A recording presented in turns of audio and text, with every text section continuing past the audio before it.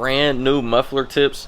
Ooh, doing a dual caliper bracket on the Driftcat. World's first Hellcat charger with a dual caliper hydraulic handbrake. Let's wire this clutch switch. So we got the connector repinned, going to the clutch switch. Bad news on the drive shaft. I dropped off the drive shaft a week ago. They called me today saying that they don't want to work on it. We're gonna finish wiring the clutch pedals. After we do that, we might be able to start it. The ECU is repinned, the RF hub is repinned, and all the wires are ran. Hello, I'm Jensen. What's going on, guys? So we are back at City Performance. This is episode 16 of building a manual Hellcat charger. As you guys saw in the last video, we were looking at trying to do a dual caliper setup, and then at the end of the video we started wiring the clutch pedal. In this episode we're gonna finish wiring the clutch pedal, because after we do that, I'm not sure if we have to get tuned first or not, but we might be able to start it. We still got to put fluid in the transmission and figure out the line. I kind of have a theory on the line. Scamcat has a automatic transmission line,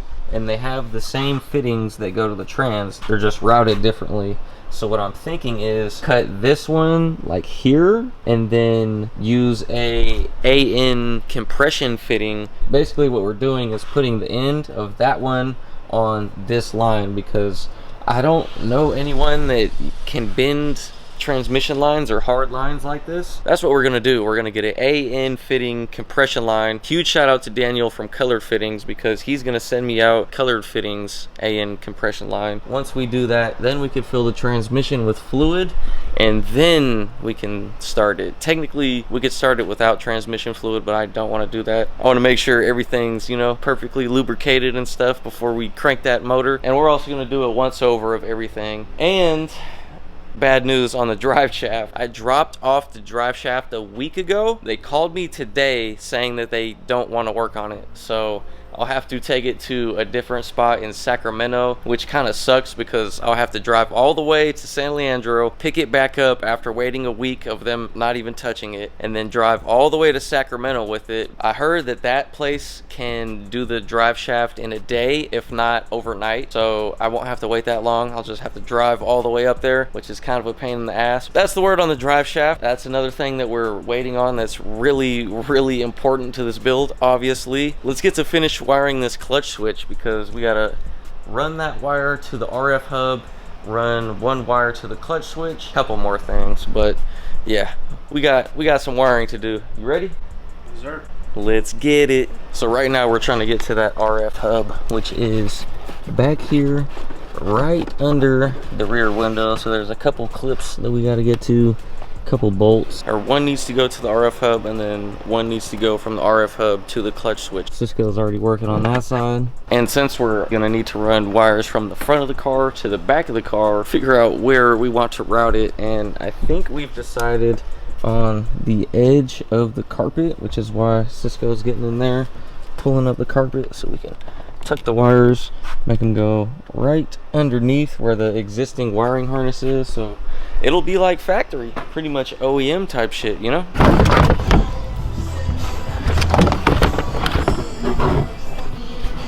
Kind of a puzzle piece, but there she is. Sure, man. I did it quick. Hey. As you can see, that thing is all the way in the back behind the sub.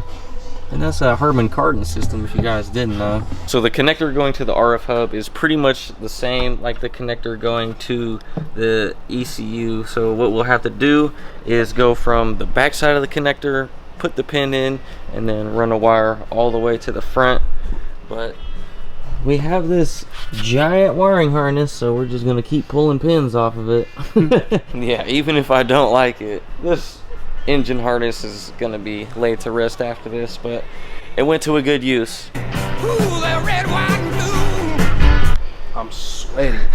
That connector to the RF hub is extremely difficult to get to, especially in a hot ass car like it is.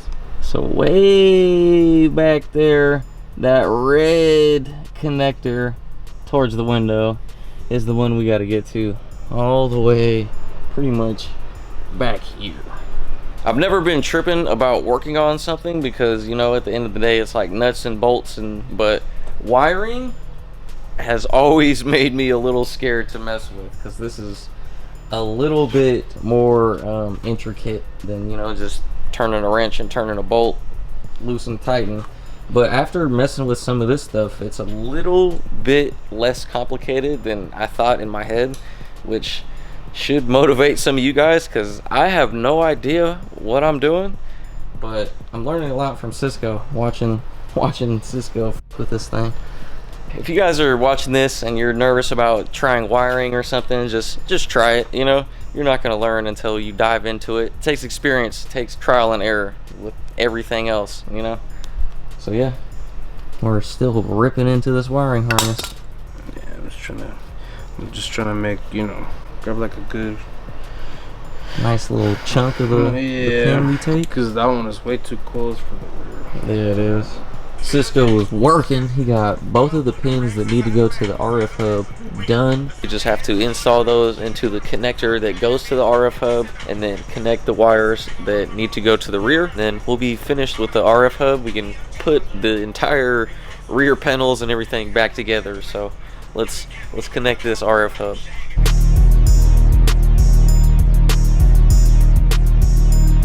It's pin 17 to pin 15. Oh yeah. Because I was pin 17 up in the front. So now we're gonna need another one, and then pin 7 goes to pin number 2 on the clutch sensor. So this is pin 15. This was pin 7. 15 goes to 17. 7 goes to pin number 2 on the clutch.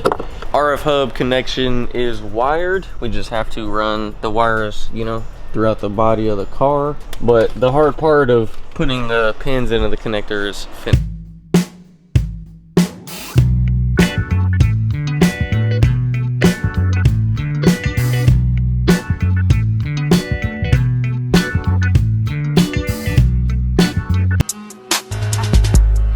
boy, Cisco's going at it right now. Pulled all the panels out. That's that one going to, or will go to, the clutch switch. It's really hot in this car. Bro's over here beating bullets, my bad. But yeah, like you see, it'll be running with the stock harness, and we're gonna obviously put electrical tape and stuff to, you know, combine it with the harness itself, so it's not just a single wire all lonely and stuff. It'll have some friends to kick it with. I don't know how many times I've said this, but I'm trying to be as instructional as possible with this. So one went from the ECU to the RF hub, and now one is going from the RF hub to the clutch switch. Keep that in mind, you know, just for everyone that is going to do this. I want to make sure that I say that a bunch of times. I'm over here looking at shifter boots for the shifter over there, trying to figure out what I want to do style wise. Maybe like a suede, or probably gonna do a leather, I'm not positive. The RF hub is finished, don't have to mess with that anymore, so that's checked off the list. Shout out to Cisco. Oh, it's there.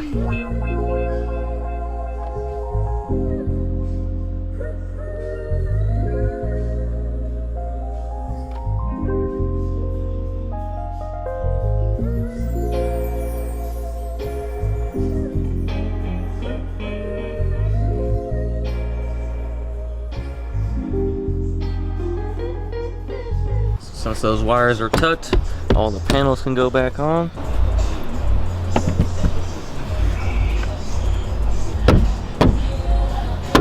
The driver's side is all back together. All the wires are tucked, all the panels are on. It's getting there. Now I just gotta do the passenger side. A couple panels, snap back on. Nice.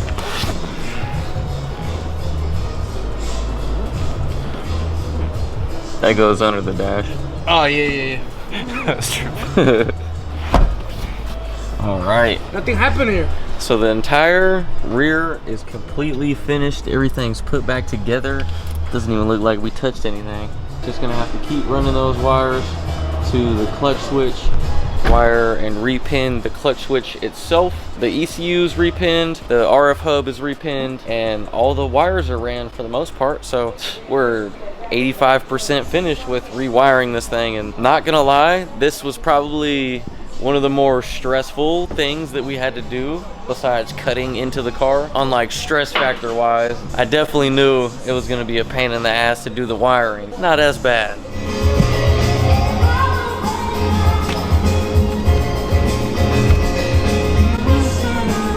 Got all the wires tucked, got the panel back on. Now we're just trying to wire the clutch actuator, and that will be the end of wiring. But it's getting late, not gonna lie, it's almost like 12 o'clock right now. But as you can see,